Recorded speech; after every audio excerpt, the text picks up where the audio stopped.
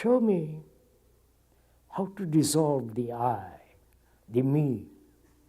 Without that, everything else is futile.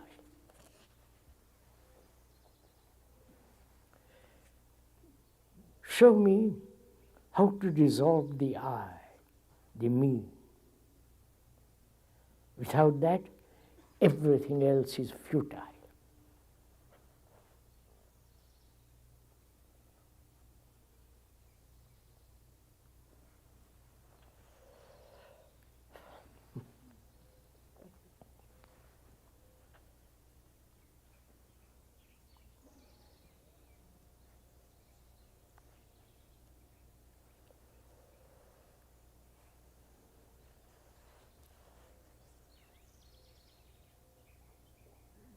The questioner says, show me.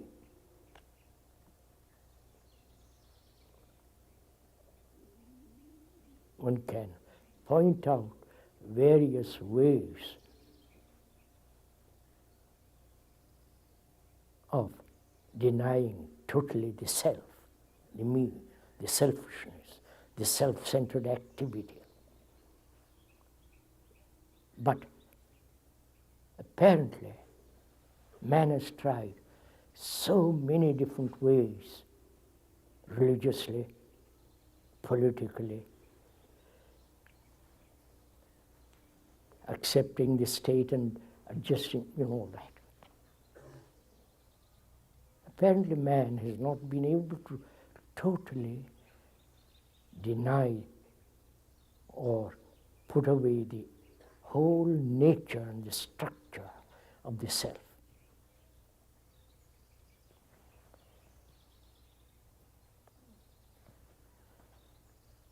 Let's look at it first. Why self has become so important? Why me first?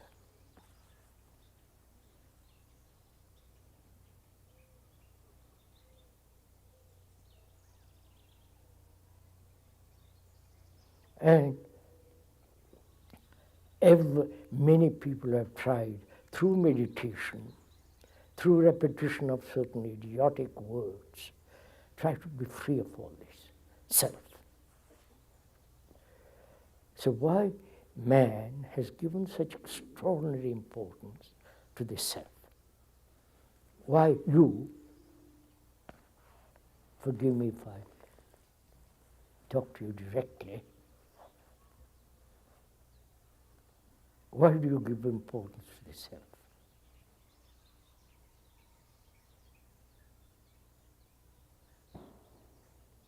Is it's become a habit? Is it that we are encouraged from childhood? Is it that all the religions have maintained that the self exists, but identify that self with something greater? All that business. And is it, if one feels that there is no self, there is nothing.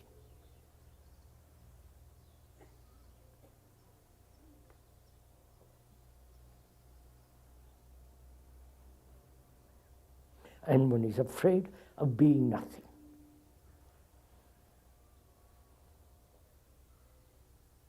So the questioner says, show me, help me, how to be free of this torture of the self. It's a torture. It's a battle that's going on, outwardly and inwardly.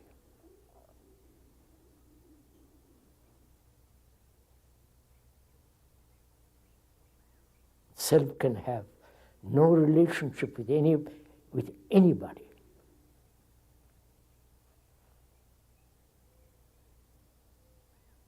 Self, in its very nature, is an isolating process.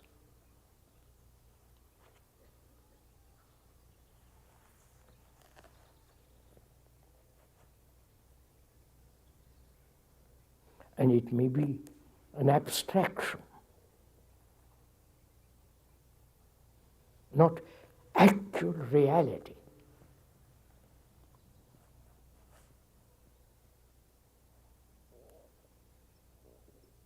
Reality in the sense that can be touched, looked at objectively.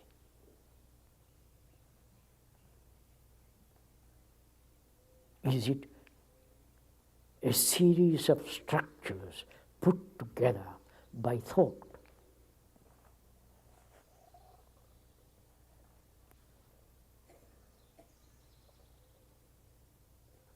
Because the self, the me, the egotistic action,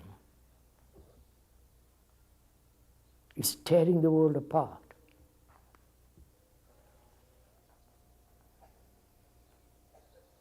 Perhaps we don't see that.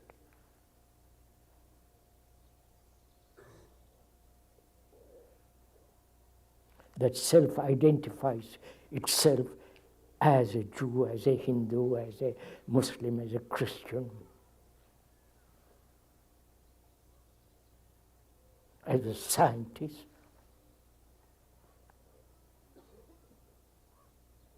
And so, this, in the very nature of the self, its movement is to be isolated.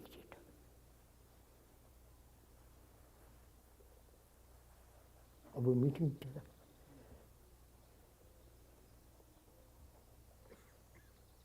And the question says, what am I to do?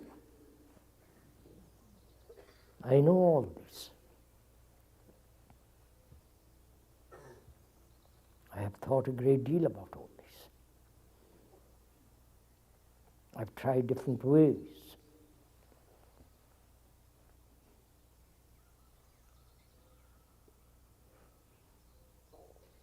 I have meditated, tried to control, tried to deny myself of everything.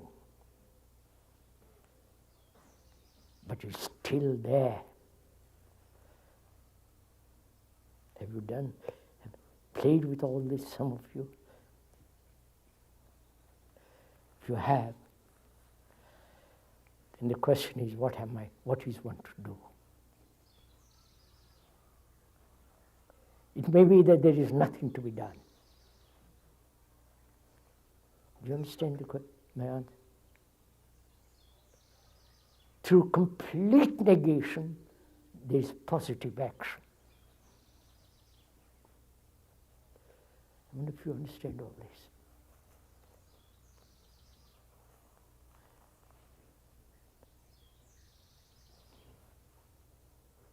To negate.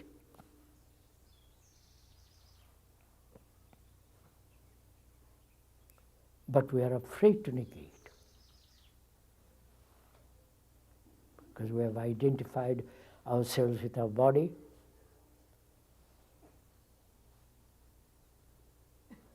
The perpetual concern over the body.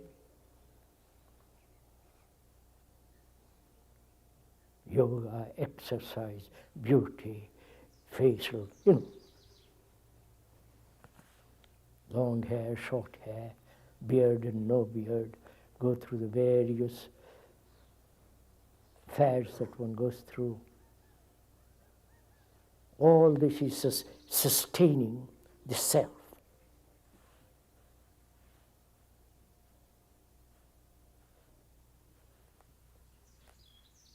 And in meditation, the controller is the self. I wonder if you see all this.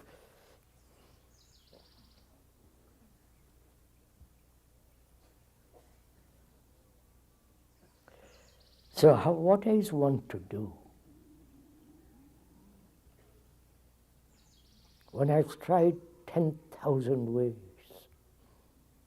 One has tried many, many ways to be free of this torture, this isolating process of the me. I don't know if you have tried it. Probably not.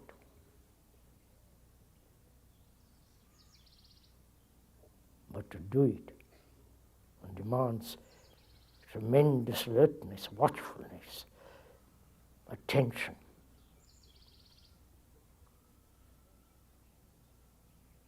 And in the self there is great pleasure. The saints have done that. Self-control, self-torture.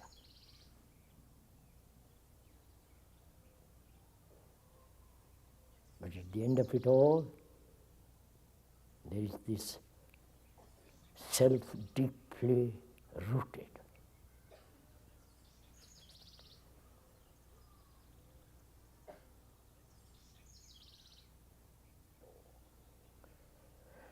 And is it ever possible to have no shadow of the self?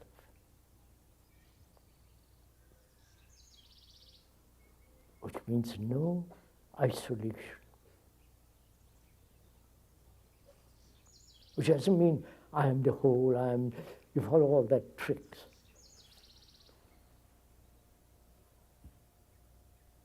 To have no sense of honest, absolute feeling that there is no isolation.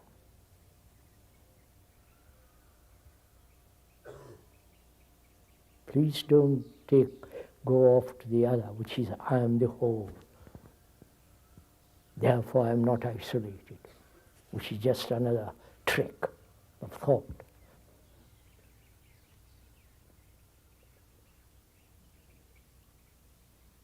The other day there was a letter, a man saying, I am truth, you are part of me.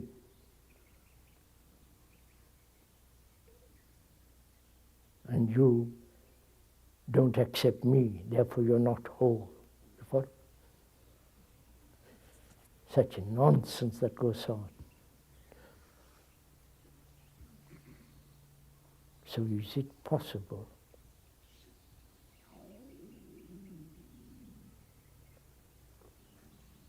to eliminate altogether the feeling of isolation?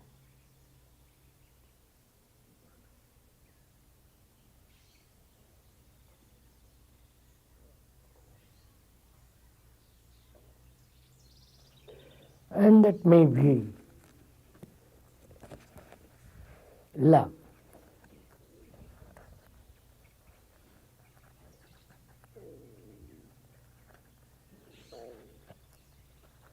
And that may be the one central factor that totally dissipates the self. But that word love is also such a misused word, being spat upon. It's made into such ugly thing.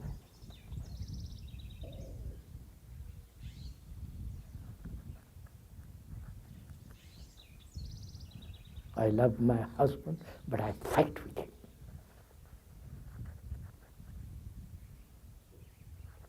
I love my wife, but I can't tolerate, I must have divorce.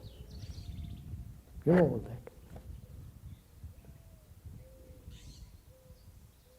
I love my country, therefore I'm ready to kill everybody else.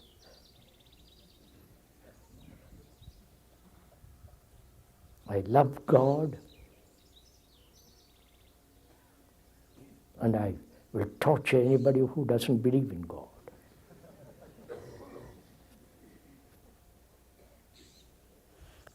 The Catholics have been experts at that.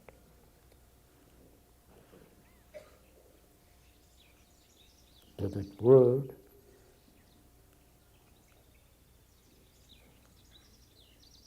is something very sacred.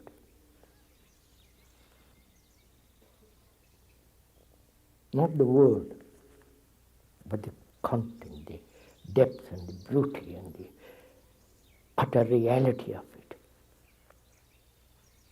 That is sacred.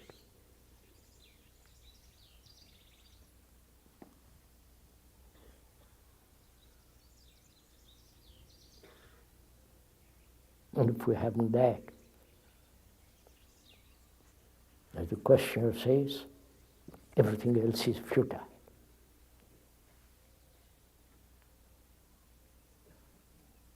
Then you might say, how am I to have that love? You can't. It isn't something that cultivates, you know. Day after day being kind, generous, doing social work, going off to some unfortunate country and doing, helping the poor and all that.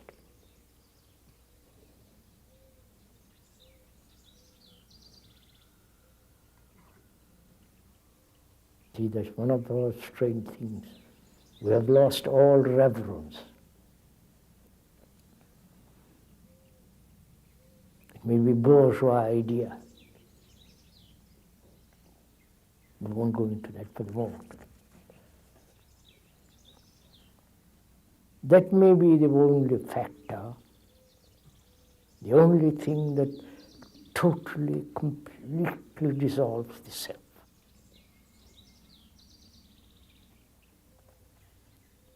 Not, I love everybody. It's again another trick of the brain.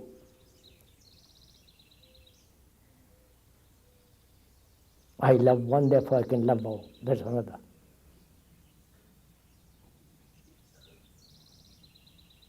But to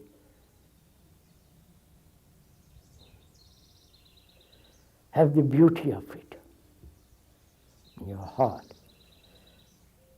not in the world, not in the form.